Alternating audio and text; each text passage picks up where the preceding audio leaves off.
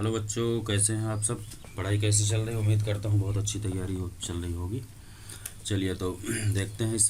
इससे पिछले वीडियो में मैंने मूल हिंदी या प्रारंभिक हिंदी के बारे में 2-3 वीडियो डाले हैं, जिसमें कि आदिकाल, भक्तिकाल, रीतिकाल, आधुनिक काल के बारे में बताया।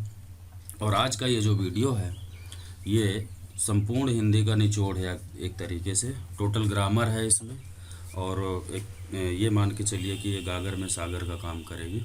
तो इसमें करीब 80 क्वेश्चन हैं, और ये सारे के सारे क्वेश्चन मोस्ट इम्पोर्टेंट है। वो चाहे कोई सा भी एग्ज़ाम हो, रेलवे है, एसएससी है, या फिर यूपी ट्रिपल एससी है, सी टेट, यूपी टेट या एमपी वर्ग 3, ऐसे ही क्वेश्चन आते हैं। तो चलिए करते हैं। पहला क्वेश्चन देखिए, कह रहा है निम्नलिखित में से हिंदी भाषा की लिपि कौन सी है। ये आप सभी को पता है कि हिंदी भाषा की जो लिपि है वो कौन सी है, वो है देवनागरी लिपि। ठीक है, क्योंकि ये संस्कृत से ली गई है हिंदी, संस्कृत इसकी जननी है, और संस्कृत की भी जो लिपि है वो देवनागरी लिपि है। दूसरा क्वेश्चन देखिए, कह रहा है हिंदी भाषा में बोलियों की संख्या कितनी है। ऑप्शन आप लोग देखते रहिए, कोशिश करिए सॉल्व करने की, कितने क्वेश्चन आप कर पा रहे हैं।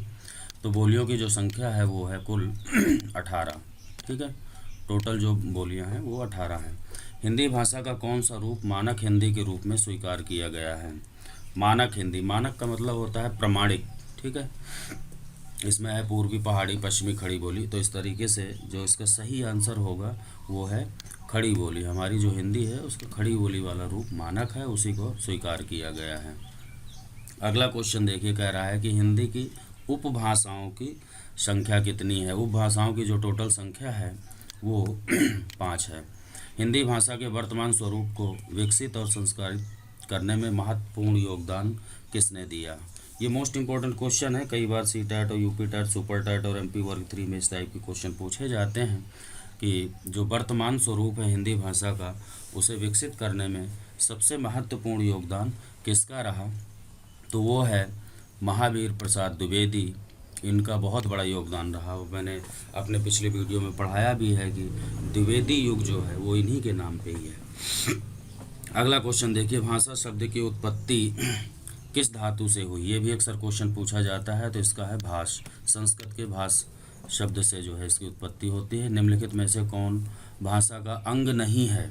ठीक है, कह रहा है भाषा का अंग नहीं है। शब्द, वाक्य, ध्वनि, ये सारे के सारे होते हैं, लेकिन जो लेख है ये भाषा का अंग नहीं है। ये चीज़ याद रखना आप लोग। भाषा की मूलभूत इकाई कौन सी है। तो इसके बारे में आप देखिए, ऑप्शन आपके सामने रखे हैं। आपके अकॉर्डिंग कौन सा सही होना चाहिए। तो इसका सही आंसर होगा बी, ध्वनि चिन्ह। ये मूल इकाई, इसे भाषा की मूल इकाई है ये। ठीक है, क्वेश्चन था भाषा की मूल इकाई कौन सी है, ध्वनि चिन्ह। अगला देखिए, भाषा का निर्माण इनके संयोग से होता है। यानी किस किस संयोग से, किसके मिलने से भाषा का निर्माण होता है। तो इसका आंसर भी यही है, ध्वनि चिन्ह।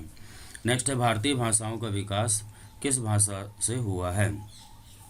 आधुनिक भाषाओं का जो विकास हुआ है वो किससे हुआ है, वो है अपभ्रंश। ये मोस्ट इम्पोर्टेंट क्वेश्चन है, कई बार पेपर में आ चुका है। और इसके बारे में बता दूं कि सबसे पहले जो है संस्कृत आदि, जो हमारी प्रारंभिक जो भाषा है वो संस्कृत भाषा है। संस्कृत के बाद में मैंने वहाँ पे पढ़ाया है कि संस्कृत के बाद में पाली, पाली के बाद में प्राकृत, प्राकृत के बाद में अपभ्रंश, अपभ्रंश के बाद में अवहट्ट, अवहट्ट के बाद में खड़ी बोली। इस तरीके से आज आधुनिक हिंदी यानी आधुनिक भाषा का विकास हुआ है। तो इसका जो सही आंसर होगा अपभ्रंश।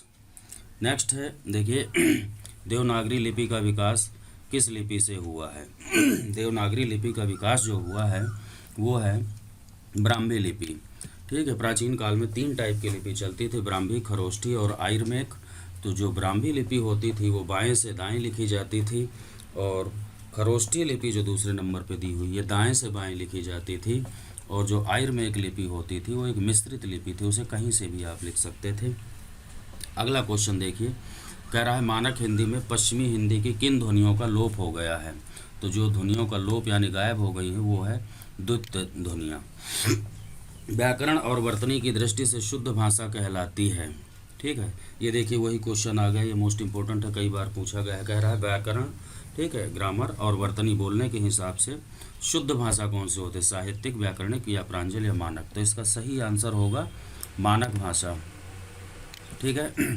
अभी मैंने बताया था कि मानक भाषा ही मेन होती है। आज संचार माध्यम में हिंदी भाषा के किस रूप का प्रयोग होता है? ठीक है, तो इसका सही आंसर यही है। आज की डेट में जो हिंदी का प्रयोग होता है वो है मानक भाषा के रूप में।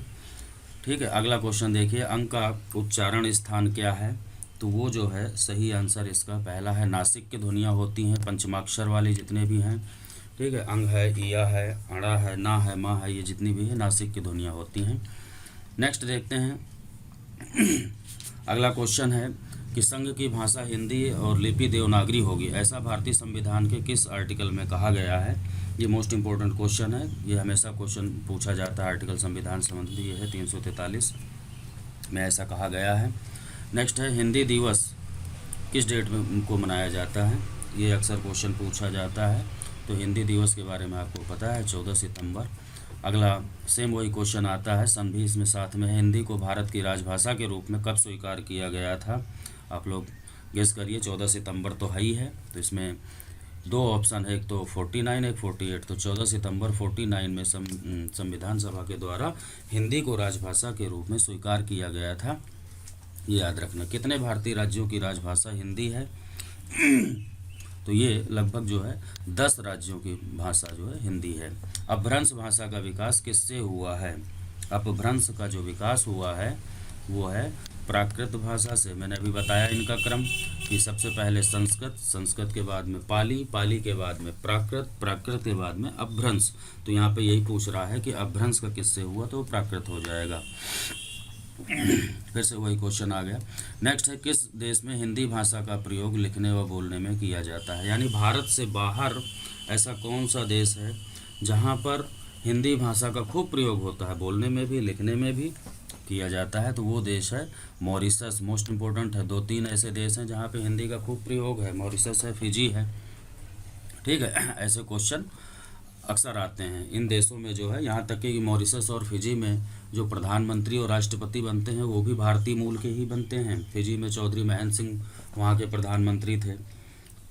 ठीक है, तो क्योंकि वहाँ पे भारतीयों की संख्या ज़्यादा है।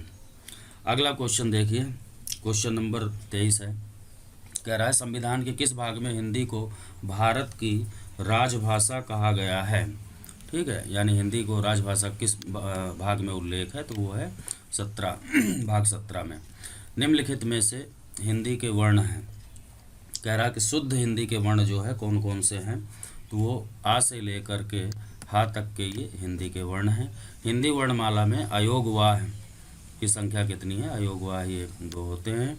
ठीक है, नेक्स्ट है, राष्ट्रभाषा कहलाती है। राष्ट्रभाषा किसे कहा जाता है? राष्ट्रभाषा वो भाषा होती है जो बहुसंख्यक देशवासियों द्वारा प्रयोग की जाती है, यानी ज़्यादातर संख्या में 60%, 70%, 80% उस देश की जनसंख्या जो है उस किसी भी भाषा को अगर यूज में या प्रयोग में या बोलने में लाती है तो वहाँ की राज्य सरकार चाहे तो उसे राष्ट्रभाषा घोषित कर सकती है। लेकिन दुर्भाग्य है कि हमारे देश में हिंदी को राष्ट्रभाषा का दर्जा अब तक नहीं मिल पाया। अगला क्वेश्चन देखिए, कह रहा है वर्तमान में लगभग कितने लोग हिंदी भाषा का प्रयोग कर रहे हैं? वर्तमान में लगभग जितनी जनसंख्या उसका लगभग के हिसाब से 60 करोड़ लोग हिंदी भाषी लोग हैं। ठीक है, फिर कह रहा है हिंदी वर्णमाला में वर्णों की कुल संख्या कितनी है? ये तो आप सभी को पता है, बड़ा इजी सा क्वेश्चन है। ऐसे क्वेश्चन अब हिंदी में नहीं आते, लेकिन नॉलेज के लिए डाल दिया है मैंने ताकि आपको ये चीज़ भी पता रहे, बेसिक। फिर है हिंदी में टोटल स्वर कितने होते हैं? तो वो भी आपको पता है, 11। खड़ी बोली किस हिंदी की बोली है? ठीक है, यानी जो खड़ी बोली है ये कौन सी वाली हिंदी? पूर्वी, पश्चिमी, बिहारी, पहाड़ी। तो इस तरीके से जो खड़ी बोली है वो पश्चिमी हिंदी से इसका विकास हुआ है, याद रखना। क्षत्रज्ञ अवसरा कहे जाते हैं, इसके बारे में बताइए आप लोग। बहुत इंपॉर्टेंट इससे क्वेश्चन ज़रूर आते हैं। तो ये संयुक्त व्यंजन कहलाते हैं।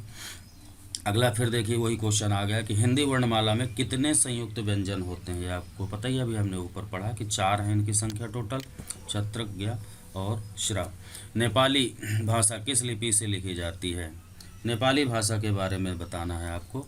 तो जो नेपाली भाषा है वो देवनागरी लिपि, जिसमें हमारी हिंदी लिखी जाती है, उसी भाषा में ही नेपाली भाषा भी लिखी जाती है। अगला क्वेश्चन 34वां है, व्याकरणों ने संज्ञा के कितने भेद बताए हैं? ये मोस्ट इंपॉर्टेंट है। यहाँ शब्द देखिए ये आया है, इसके बारे में जान लीजिए। व्याकरण, ये अक्सर क्वेश्चन आता है, व्याकरण। ठीक है, व्याकरण का अर्थ जान लीजिए। व्याकरण का मतलब होता है व्याकरण का ज्ञाता, जैसे इतिहासविद, खगोलविद, ठीक है, राजनीतिज्ञ, गणितज्ञ, ऐसे हम लोग पढ़ते हैं, उसका मतलब होता है ज्ञाता उस सब्जेक्ट का। उसी तरीके से व्याकरण का मतलब होता है व्याकरण का ज्ञाता। तो यानी क्वेश्चन है कि ये जो व्याकरण के ज्ञाता है, इनके द्वारा संज्ञा के कितने भेद बताए गए हैं, तो वो चीज़ आप लोग बताइए। इसमें जो है 5 प्रकार की संज्ञाओं का उल्लेख मिलता है, इन्होंने बताया है। अगला देखिए, जातिवाचक संज्ञा कौन सी है? तो जातिवाचक में यहाँ पे ये है घोड़ा। ठीक है, अगला हरियाली। हरियाली जो शब्द है ये क्या है? ठीक है, यानी कौन सी टाइप की संज्ञा है? तो हरियाली भाववाचक संज्ञा है। इसका वीडियो मैं बनाऊंगा, संज्ञा, सर्वनाम, क्रिया, विशेषण, सारे टॉपिक अपने चैनल के माध्यम से टोटल कंप्लीट हिंदी कराने वाला हूं, जिसमें कि बहुत सारे वीडियो पहले भी डाले हैं। तो वहाँ पे अगर आप देखेंगे तो बहुत सारे क्वेश्चन अपने आप ही सॉल्व हो जाएंगे। अगला देखिए, कह रहा है कि भाववाचक संज्ञा नहीं है। भाववाचक जिसमें भाव छिपा हो, तो यहाँ सिर्फ ये वाला आंसर सही हो जाएगा, अफ्रीकी। बंधुत्व किस प्रकार की संज्ञा है? बंधुत्व जो है जाति है, व्यक्ति है, भाव है, तो बंधुत्व जो है इसमें भाव छिपा हुआ है, भाववाचक संज्ञा है। अगला है पूरब दिशा किसका रूप है? ठीक है, पूरब दिशा व्यक्तिवाचक, ये व्यक्तिवाचक संज्ञा के अंतर्गत आता है। घी कौन सी संज्ञा है? घी द्रव्यवाचक। पता है घी एक पदार्थ है, द्रव्य है, तो ये द्रव्यवाचक। घी है, पानी है, पेट्रोल है, डीजल है, कुछ भी है, द्रव्यवाचक संज्ञा में आएगा। नेक्स्ट क्वेश्चन देखिए, हृदय ने कहा कि मैं मुक्ति के गाल पर तमाचा मारूंगा। इस वाक्य में कर्ता कारक क्या है? ठीक है, कर्ता बताना है आपको। तो इसमें कर्ता का मतलब पहले समझ लीजिए। कर्ता का मतलब होता है किसी कार्य को करने वाला, और यहाँ पे क्वेश्चन में ये दिया है कि मुक्ति के गाल पर तमाचा मारूंगा। तो ये किसने कहा है? कौन ऐसा कार्य करेगा? कौन कह रहा है कि ऐसा करूंगा? तो वो है हृदय, यानी कर्ता जो होगा वो हृदय हो जाएगा। 42वां क्वेश्चन देखिए, समूहवाचक संज्ञा। समूहवाचक ये आपको पता ही है, ये अंगूर है। नेक्स्ट देखिए, व्यक्तिवाचक, भाववाचक, जातिवाचक संज्ञाओं का सही क्रम। देखिए क्रम से मिलाना है कि 3 शब्द दिए हुए हैं और 3 ऊपर क्वेश्चन है कि पहले व्यक्तिवाचक संज्ञा होनी चाहिए, फिर भाववाचक, फिर जातिवाचक। ऐसा जो है क्वेश्चन में दिया हुआ है, ये आपको सही करना है। तो इसका सही आंसर हो जाएगा व्यक्तिवाचक है दैनिक जागरण, ये पर्टिकुलर किसी चीज़ का नाम है। ठीक है, भाव में धुलाई हो जाएगा और जाति में तूफान। तो इसका पहला वाला ऑप्शन सही है। आकारांत हुआ, आकारांत संज्ञाएं होती हैं, ये पुल्लिंग संज्ञाएं होती हैं। आकारांत और आकारांत का मतलब ये है कि जिस शब्द के अंत में छोटा आ हो या बड़ा आ हो, तो छोटा आ होता है वो आकारांत है, बड़ा आ होता है आकारांत। ठीक है, जैसे मान लीजिए शब्द अगर कह दिया जाए कि कमल में कौन सा रांत है, तो इसमें आकारांत यानी छोटा आ है लास्ट में, तो और बड़ा आ वाला कहीं होता है तो आकारांत हो जाता है। कह रहा है संस्कृत के आकारांत शब्द होते हैं। ठीक है, संस्कृत में ऐसा अगर संस्कृत के अगर शब्द होते हैं तो स्त्रीलिंग होते हैं।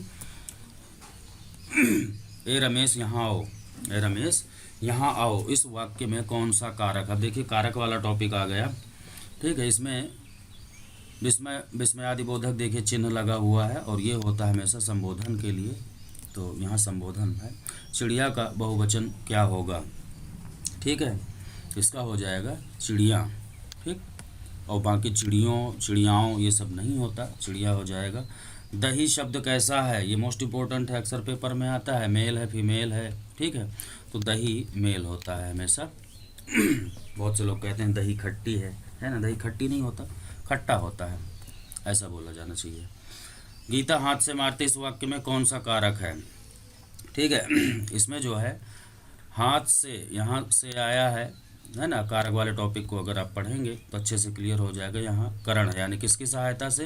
हेल्प या सहायता वाला होता है करण में से, तो यहाँ करण कारक छिपा हुआ है।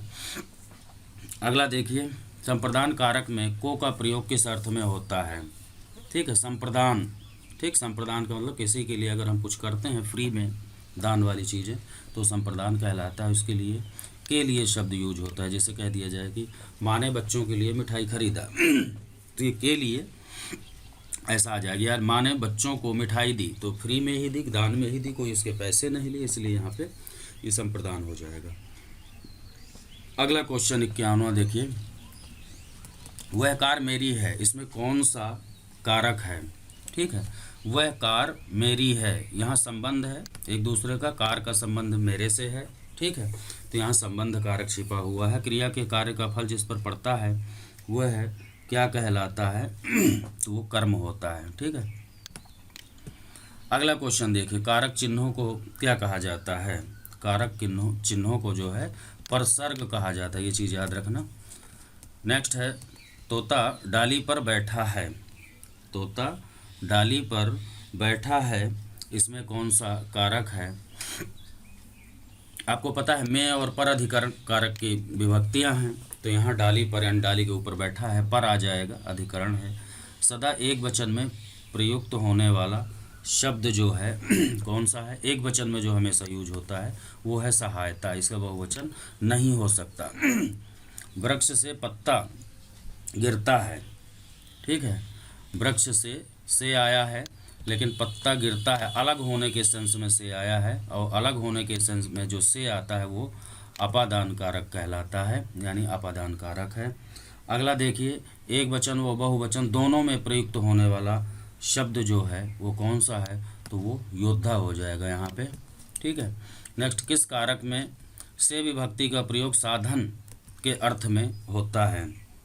ठीक है, साधन यानी सहायता, हेल्प के रूप में, तो वो होता है करण।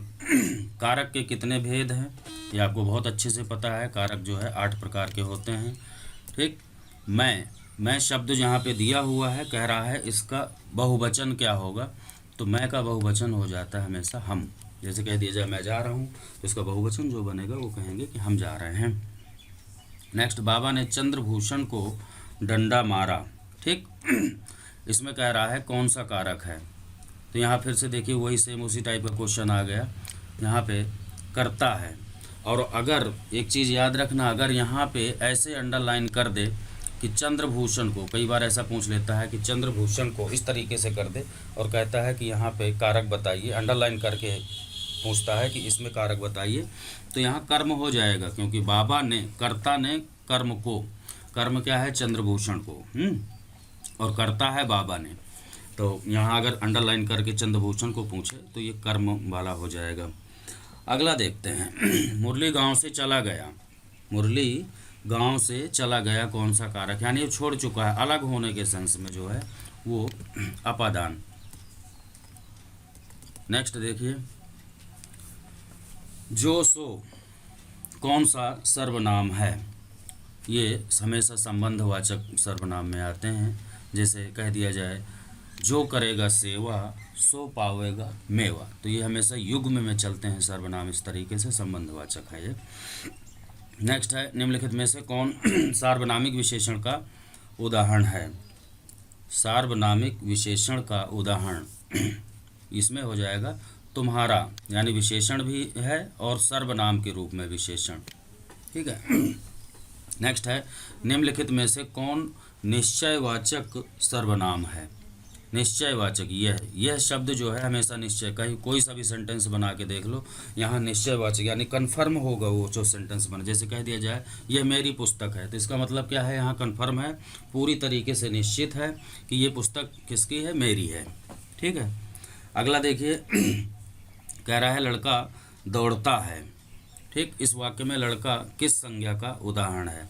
तो लड़का जातिवाचक है, क्योंकि पर्टिकुलर लड़का कहा गया है। अगर कह दिया जाता मोहन दौड़ता है, सुरेश दौड़ता है, तो ये व्यक्तिवाचक में हो जाता है, लेकिन यहाँ लड़का पर्टिकुलर पूरे लड़के जाति की बात की गई है, तो हो जाएगा। नेक्स्ट देखिए, बालक पढ़ता है, बालक पढ़ता है में जो है पढ़ता शब्द क्या है ये पूछ रहा है। ठीक है, तो इसमें हो जाएगा पढ़ना, आपको पता ही है, पढ़ना, हंसना, रोना, खाना पीना, ये सब क्या है? क्रिया होती हैं।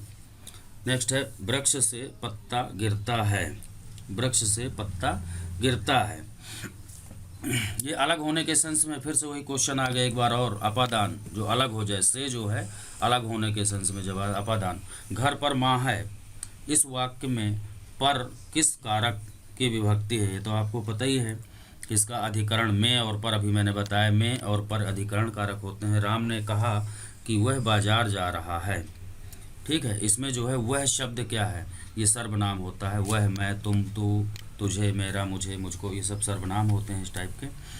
अगला देखिए, मैं यह काम आप ही कर लूँगा। ठीक मैं यह काम आप ही कर लूँगा। इसमें कह रहा है कि आप क्या है, कौन सा, सर्वनाम ही पूछ रहा है तो निजवाचक जिसमें आ जाए। निज का मतलब होता है स्वयं, खुद, अपने आप। जैसे मान लीजिए कह दिया जाए कि मैं अपने कपड़े स्वयं धोता हूँ, कौन सा सर्वनाम है तो निजवाचक। ठीक है। मैं अपनी पढ़ाई खुद करता हूँ। ठीक है। तो इस तरीके से जब सेंटेंस आते हैं तो निजवाचक सर्वनाम होते हैं वहाँ पे। उसका कोट पुराना था। उसका कोट पुराना था।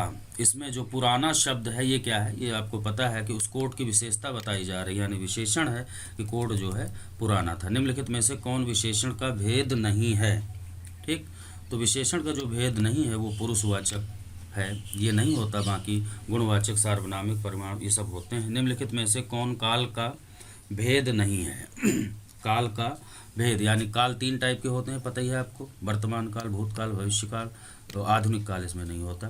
जिन शब्दों के रूप में लिंग, वचन, कारक आदि के कारण कोई परिवर्तन या विकार उत्पन्न नहीं होता उसे क्या कहा जाता है, ये मोस्ट इंपॉर्टेंट है, कई बार पेपर में आ चुका है। उन्हें जो है अव्यय कहा जाता है। अव्यय को एक चीज़ याद रखना, अविकारी, अव्यय को अविकारी शब्द भी कहा जाता है। अविकारी का मतलब ये होता है जिसमें किसी भी तरीके का विकार उत्पन्न ना हो, तथा संज्ञा, सर्वनाम, क्रिया, विशेषण, ये चारों जो है ये विकारी हैं, इनमें परिवर्तन होता रहता है। जैसे कि मान लीजिए कोई शब्द लीजिए, मैं अव्यय वाला दे रहा हूँ, वो है तथा। तथा का बहुवचन बना के देखो, तथाओं, बिल्कुल नहीं होता, तथो नहीं होता। ठीक है। इसी तरीके से जेंडर चेंज करके देखो आप, तथा का तथी बिल्कुल नहीं होता। तो ठीक है, तथा, या, अथवा, यद्यपि, किंतु, परंतु, ये सब अव्यय है और इस टाइप के क्वेश्चन आते हैं जिनमें किसी भी तरीके का कोई परिवर्तन नहीं होता। अगला है राम धीरे धीरे पढ़ता है। ठीक, इसमें धीरे धीरे शब्द क्या है, ये क्रिया विशेषण है। ठीक है, यानी पढ़ता है। ठीक है, राम पढ़ता है, पहले ऐसे समझिए, राम पढ़ता है तो पढ़ना क्या है, ये क्रिया है। अब उस पढ़ने की जो प्रक्रिया है यानी विशेषता है वो क्या है, धीरे धीरे। तो यहाँ पे क्रिया विशेषण, जिसमें क्रिया की भी विशेषता बताई जाती है, वो क्रिया विशेषण होता है। तो धीरे धीरे शब्द क्या होगा, क्रिया विशेषण शब्द। अगला देखिए, कह रहा है कि उसने पढ़ा था। ठीक, इस वाक्य में कौन सा काल है, तो यह तो आपको पता ही है, भूतकाल है इसमें, पास्ट। ठीक, भूतकाल। अगला देखिए, अपनाना किस प्रकार की क्रिया है। अपनाना किस प्रकार की क्रिया है, तो ये है नाम धातु। तो बच्चों, ये कैसा लगा वीडियो आपको, ये ज़रूर मुझे कमेंट बॉक्स में लिख के बताना। इसके अलावा अगर आपने मेरी पुरानी वीडियो नहीं देखी इससे पहले वाली, तो उन्हें ज़रूर देखना। एक तरफ से सारी हिंदी चल रही है, कोई भी टॉपिक छूटेगा नहीं। कोई सा भी अगर आप हिंदी जिसमें सिलेबस है, अगर आप एग्ज़ाम दे रहे हैं तो इससे बाहर हिंदी नहीं आएगी। ये बिल्कुल गागर में सागर का काम कर रही है। तो इस चैनल को ज़्यादा से ज़्यादा लाइक कर दें, सब्सक्राइब कर दें, ठीक है, और शेयर कर दें। धन्यवाद।